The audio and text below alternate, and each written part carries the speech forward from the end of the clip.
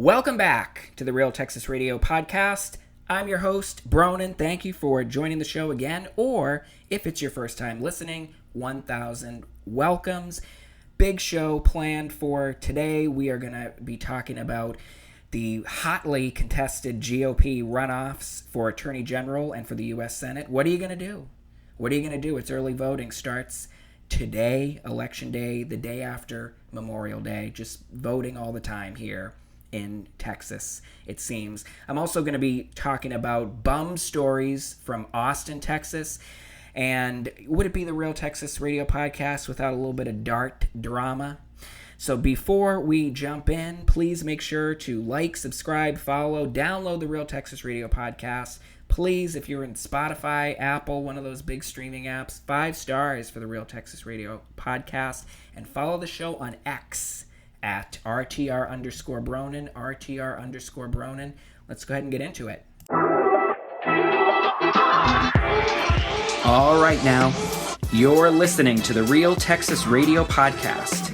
I'm your host, Bronin, just a fed-up taxpayer bringing you all of your Texas, local, and national news.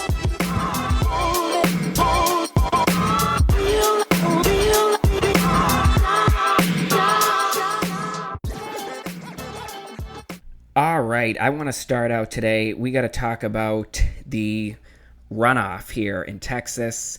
And it seems like we are always in the middle of an election here in Texas. In fact, the Dallas County Elections Director, whatever his title is, that may not exactly be his title, but he's over the elections for Dallas County. And he just started back in the fall of 2025, I think in October. And he is called to account at least once a month, but maybe even bi-weekly, to the Dallas County Commissioner's Court. And that elected body, they are over the elections, facilitating elections here in Dallas County. And this director reminds the commissioners that every single month that he has been in the position, which is now like 8 months, save for I think 1 month, there has been an election, at least one, somewhere in Dallas County. We are constantly voting.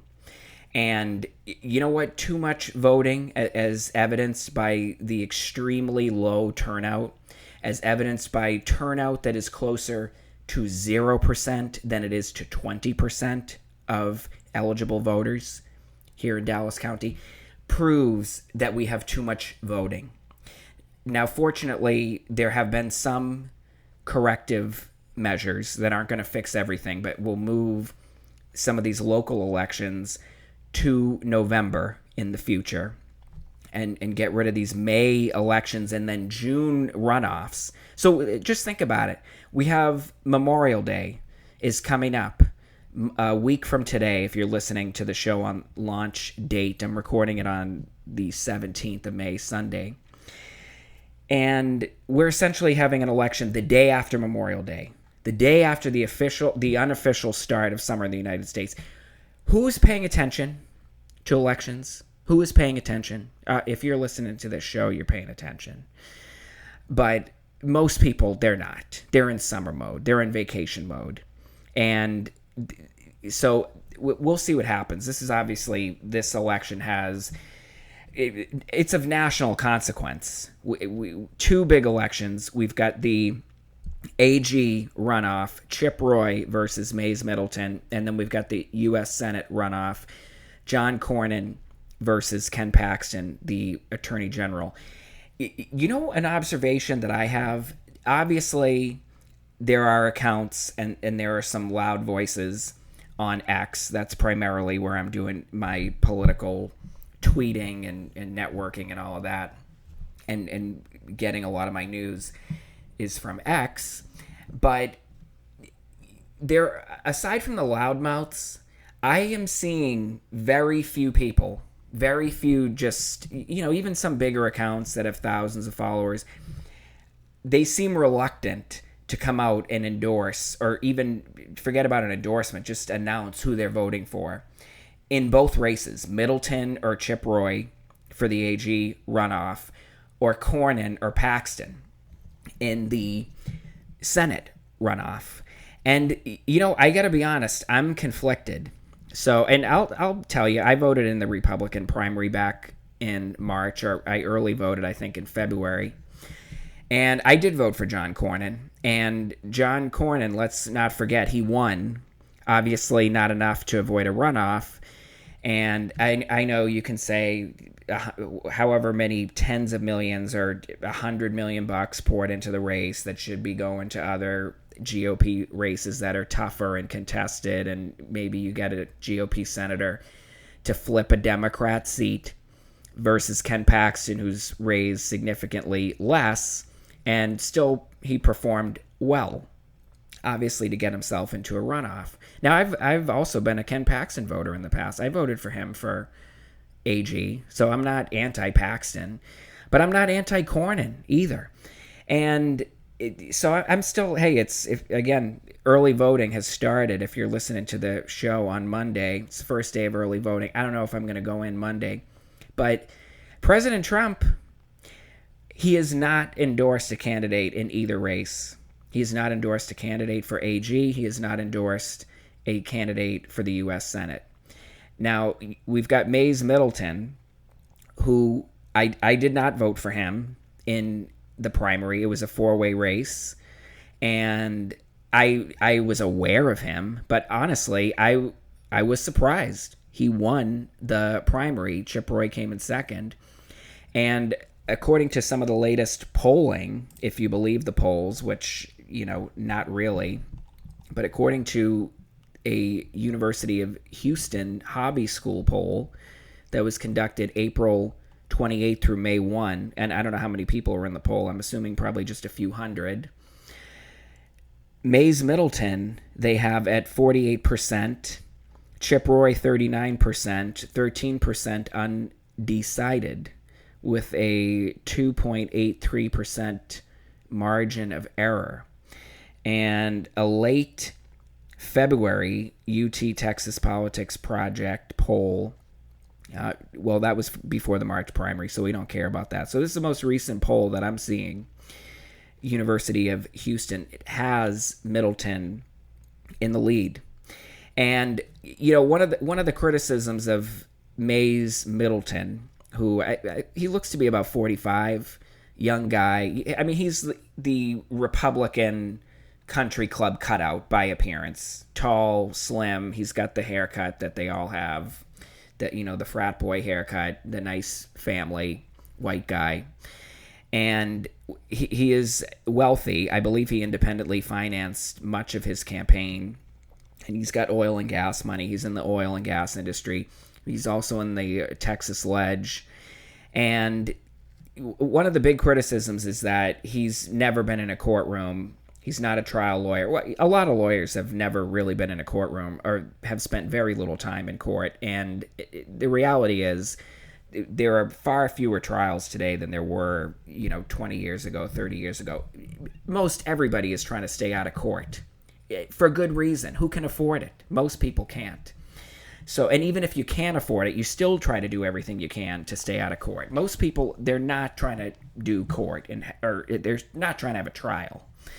So that doesn't mean he's not using his law degree. He's in the legislature. So obviously there's great use for a law degree there. And he's well aligned to the Lieutenant Governor, Dan Patrick, and he has, he's got a very strong conservative record if that's your primary concern, which it probably is if you're a GOP voter. Now, Chip Roy, really the drawback that people point out about Chip Roy, from what I can tell, is that he's had friction with Donald Trump in the past. And this is the same thing with Cornyn. They both made comments at least perceived as anti-Trump, or they wanted to do away with Trump after the 2020 election. And, Trump, I'm just going to tell you, he can obviously mend fences. And I think the clearest example of this, and I think many people forget, but Marco Rubio, he was in the presidential contest in 2015, 2016. Marco Rubio, right? And it got nasty with Rubio and Trump. It got very nasty. And in fact, Rubio, he was being very un-Rubio like. We consider the Marco Rubio now the Secretary of State. Obviously, he and Trump, they seem to be getting along fabulously, and all of the speculation, again, if you are following the palace intrigue and believe any of it, is Marco Rubio, he could end up being the successor to Donald Trump. Vance maybe as well. I know I expect it is going to be a huge primary contest on both sides. Let's not even think about that. But I remember reading that, you know what, let me see if I can pull up the cut of Rubio from the 2015-16 campaign. Found it. Here's Marco Rubio. This is at the end, the very end of his campaign for president. He might have won Minnesota, but that's it. In any case, here's a full minute of Marco Rubio ripping his now boss. He's one of the star members of the cabinet, ripping Trump. Lightweight Marco Rubio was working hard last night. This is true. The problem is he is a chalker. And once a chalker, always a choker. I guess that's what he meant to say. He spelled choker C-H-O-K-E-R, chalker. He called me Mr. Meltdown. Let me tell you something. Last night in the debate during one of the breaks, two of the breaks, he went backstage. He was having a meltdown. First, he had this little makeup thing applying like makeup around his mustache because he had one of those sweat mustaches. Then he asked for a full-length mirror. I don't know why, because the podium goes up to here, but he wanted a full-length mirror. Maybe to make sure his pants weren't wet. I don't know. All right, well, you heard it right there, talking about Trump with wet pants. Little Marco. Yeah, remember all that? So, grow up is basically what I'm trying to say. That's not a good argument to me to not vote for a candidate. Oh, he said something nasty about Trump 5 years ago.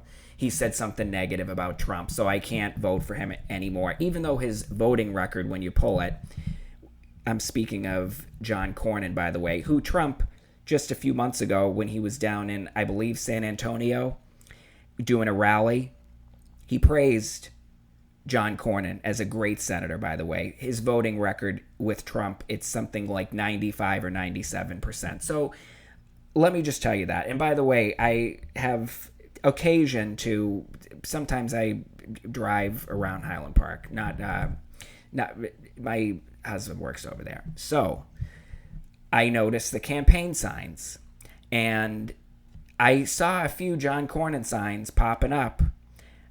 I haven't seen Paxton signs. I'm not driving around going out of my way to look at campaign signs, but I'm just saying this is what I have seen.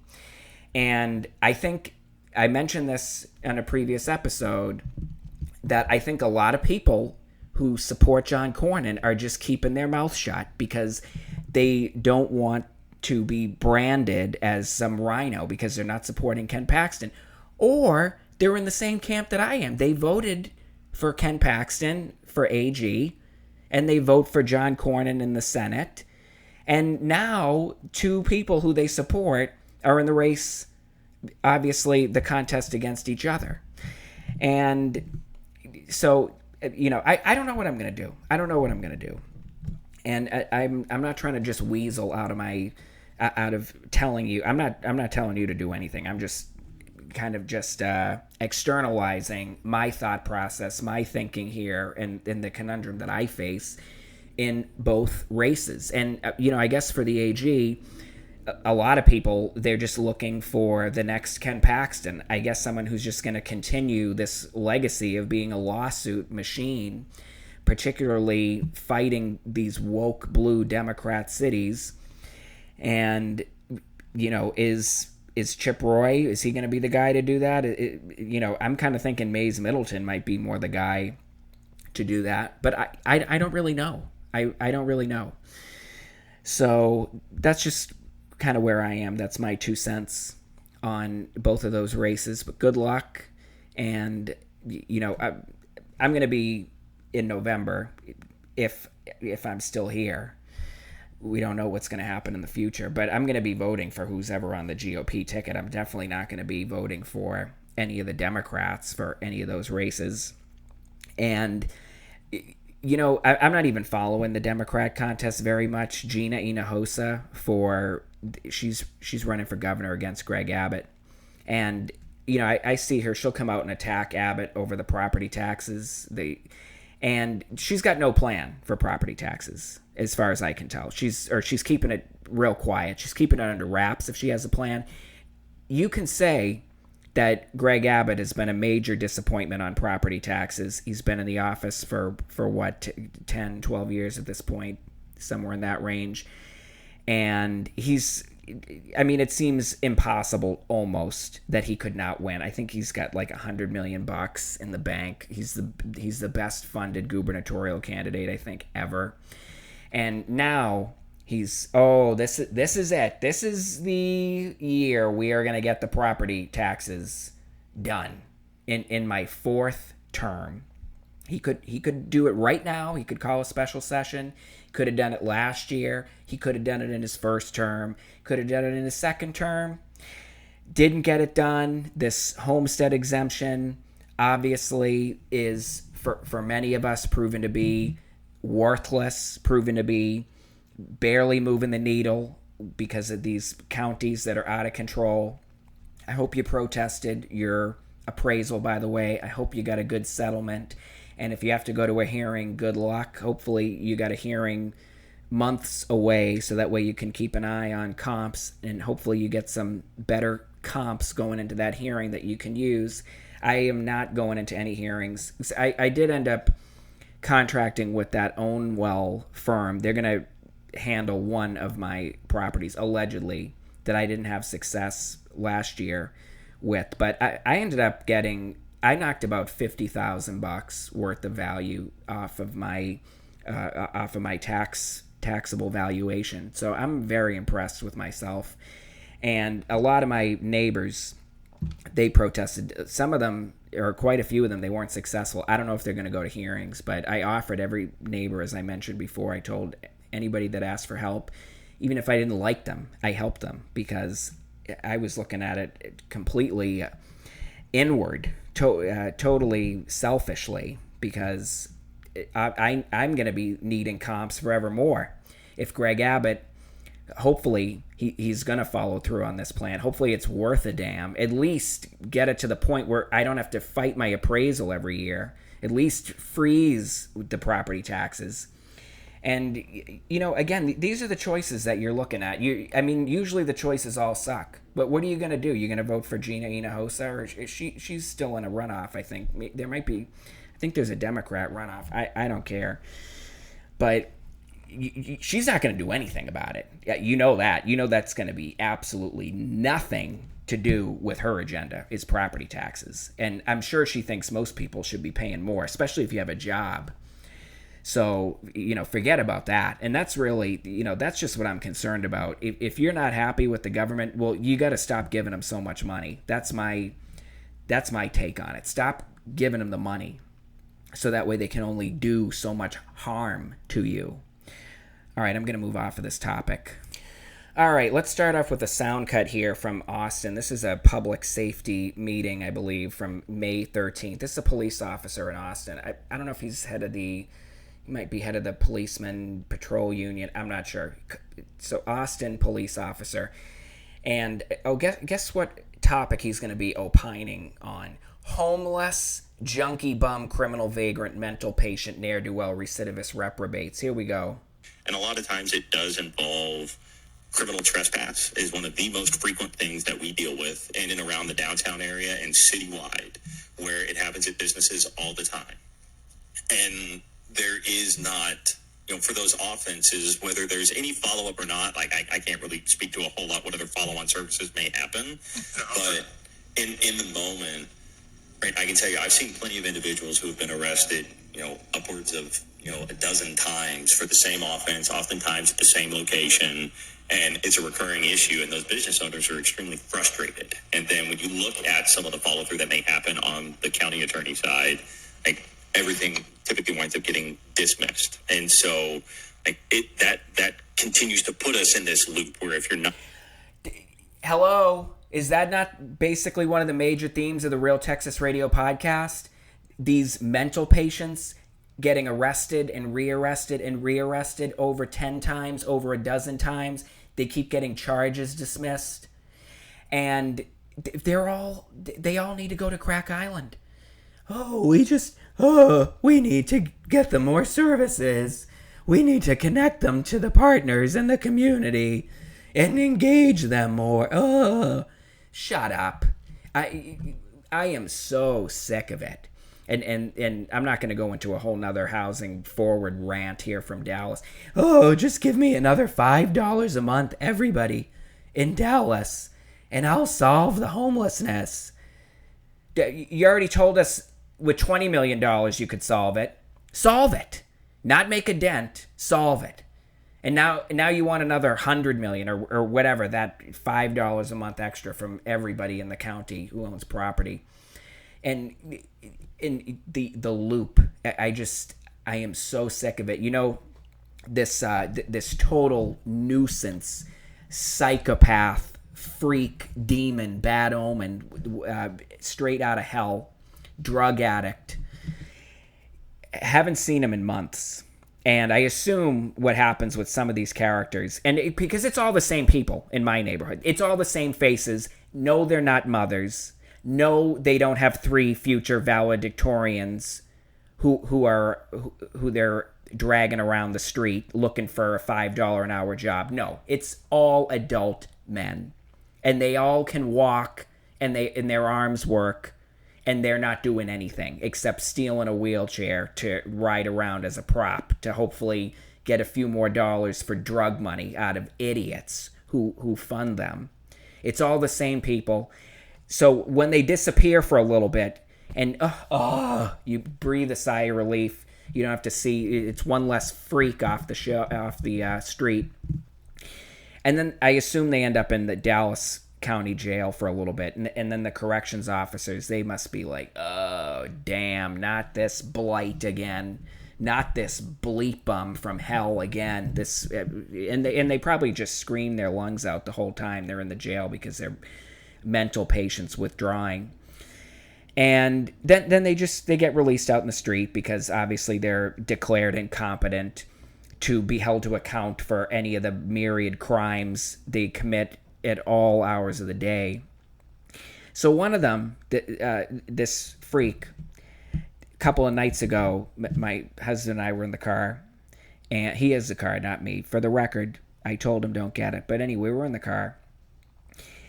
Middle of the thoroughfare in the neighborhood. He's walking on the yellow line, traffic, in between 4 lanes of traffic. He's following the path of the double yellow line. So anyway, I put that up on Twitter, X, RTR_Bronin, RTR_Bronin. Oh, and by the way, this is a good time. Have you, if you're in one of the big streaming apps, have you rated the Real Texas Radio Podcast 5 stars yet? Please make sure you go ahead and do that and leave a comment if you are so inclined. It's sincerely appreciated.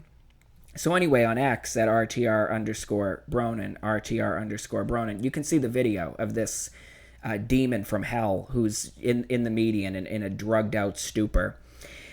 And then another account who follows the bums, Slums of Highland Park on X as well, he posted a video. He was in another thoroughfare in 3 or 4 lanes of traffic, just walking in the middle, like not on a bike, not on a scooter, just walking. And no consequences whatsoever.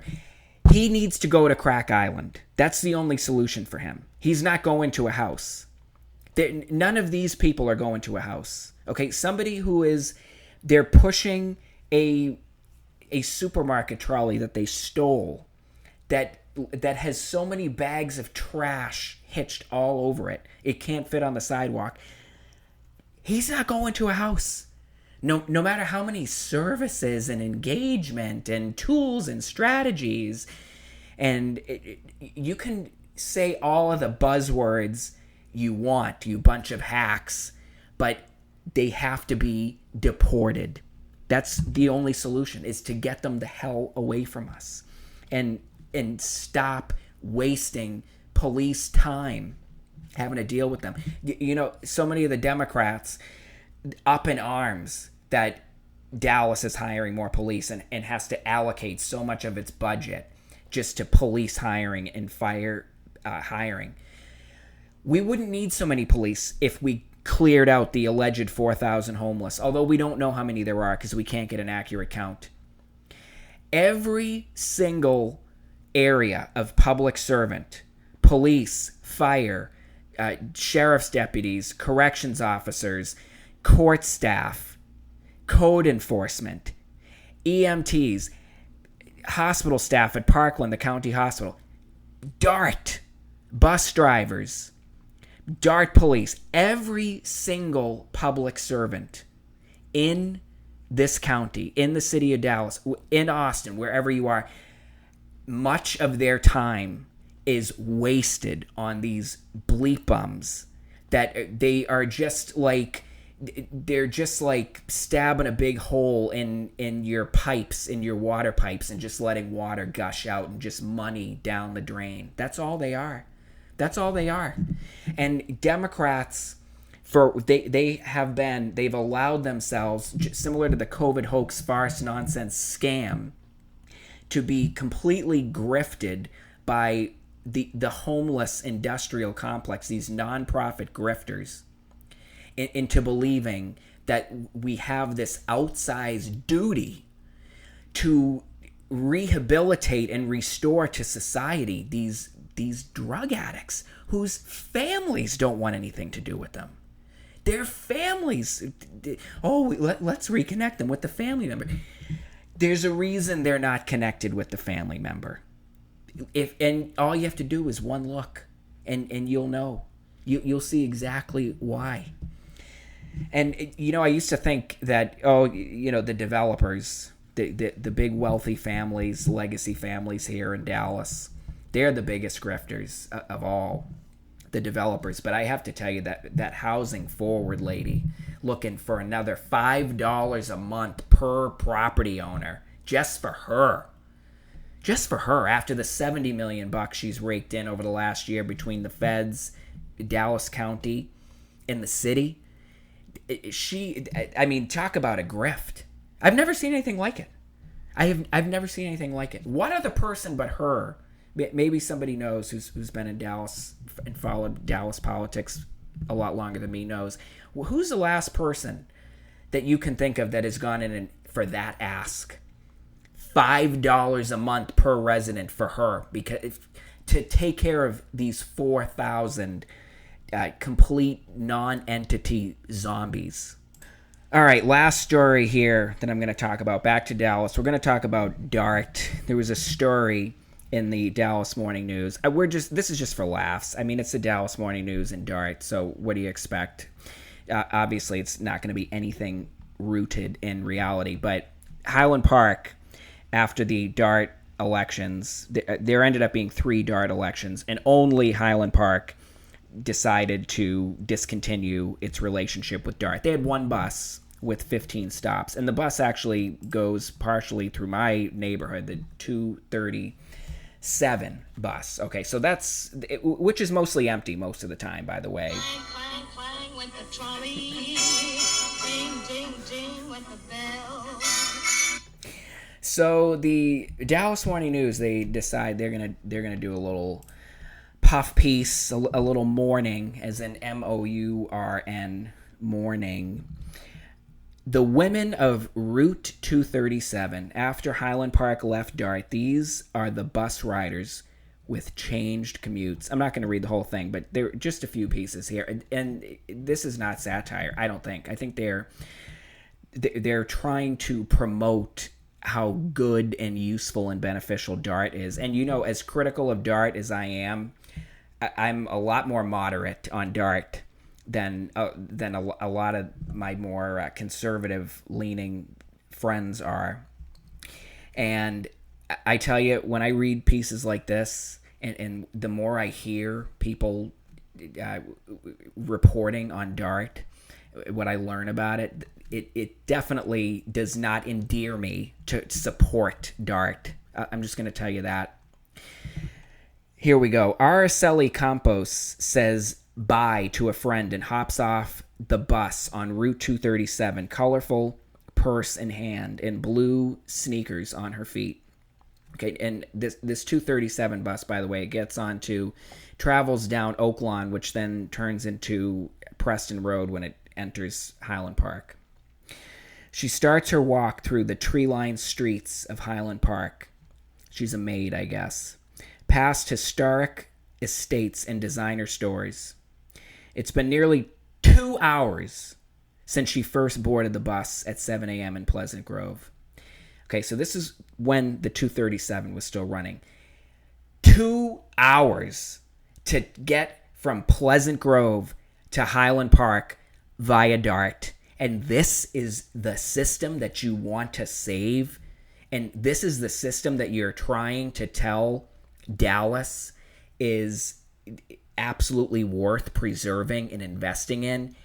Do you know the distance in miles between Pleasant Grove and Highland Park? Do you know the distance? I'll give you a guess. Think about it before I tell you. It's 10 miles. So one way, these two ladies, right? Only two people using this bus that Highland Park is paying for with its sales tax dollars. So 2 hours. And this article is going to tell you that these ladies they're sad that DART is gone and interrupting their 2 hour daily jaunt to work. 10 miles, 2 hours. That's DART for you. I don't even know how many buses they have to get because that 237 doesn't go to Pleasant Grove, so they're connecting somewhere. So at least one connection. Do you know how much driving a person can do in 2 hours? I understand you factor in morning traffic, and that's obviously going to blunt how far you can get. I'm just going to tell you, put this in perspective, 2 hours. My parents, they live in rural New Hampshire. And, I'm from Boston originally. My family, a lot of them live in Boston. That's a 2 hour drive without traffic, about 2 hours. And, my father sometimes, he can do it in less than 2 hours if he's going at a good clip without traffic. You know how many miles that is between rural New Hampshire, where my parents live, and Boston, where my brothers live? It's 100 miles. It's 100 miles. I know people that they can just about get from Dallas to Austin in not much over 2 hours. I myself, and I don't think I'm a speed demon, have done it in under 3 while stopping to charge the electric car for 15 minutes at Buc-ee's. I've done it in under 3 hours. So this is so trash, and it gets even worse, right? So the DART story, and again, I tweeted this out, RTR_Bronin, RTR_Bronin, if you want to see the article. It's also Dallas Morning News. So these ladies, they're in their 50s. Now, I'm assuming, so they're Hispanic, and they have to be U.S. citizens, who probably born here. I don't know. I'm not sure. But I'm assuming if they're illegal aliens, they wouldn't be allowing themselves to be photographed and videoed for publication. Okay, so they're totally, if not born in the U.S., long-time legal residents, okay? They're in their 50s, and so the sob story, it takes a toll on her 59-year-old legs. She's dreading July. The people who work there are already older, 50 and up, Campos said. We're tired. We get home, we're exhausted. Now that they added more distance, that's more fatigue, okay? So then the article, finally it mentions that Highland Park, they have replaced DART with an alternative. In place of the banished bus stops, Highland Park launched a local van service at a fraction of the cost for the town.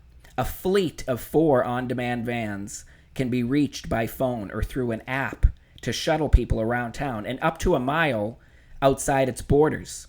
The rides are free for the next 6 months. Oh, you mean just like how DART is free for all the homeless, junkie, bum, criminal, vagrant, mental patient ne'er-do-wells, recidivist reprobates. Free for the next 6 months. I've seen the van, by the way. It's just like a minivan, but it's got labeling on Town of Highland Park, rideshare, whatever. Listen to this. Most of the women on Route 237 said they haven't heard of the Highland Park On Demand, don't know how to access it, and worry it won't get them to work on time. These are people who spend 2 hours one way on the DART are worried about getting to work on time from a shuttle.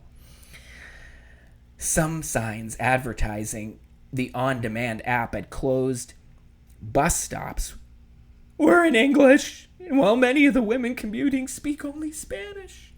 Oh my God! Oh.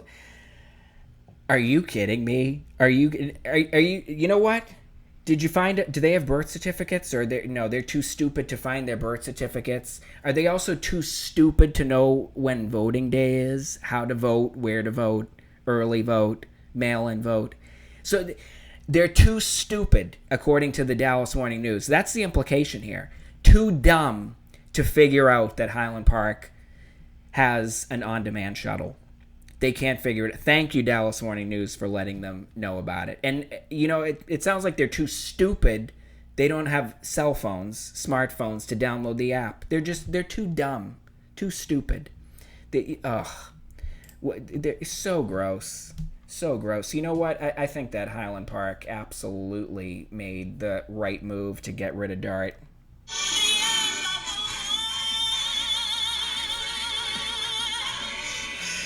That's right. End of the line for DART in Highland Park. Their one bus that they were having to dedicate a whole penny of their sales tax. All of the money spent up at the Dior and Ralph Lauren and all the fancy stores at Highland Park Village going to one bus that basically nobody was using.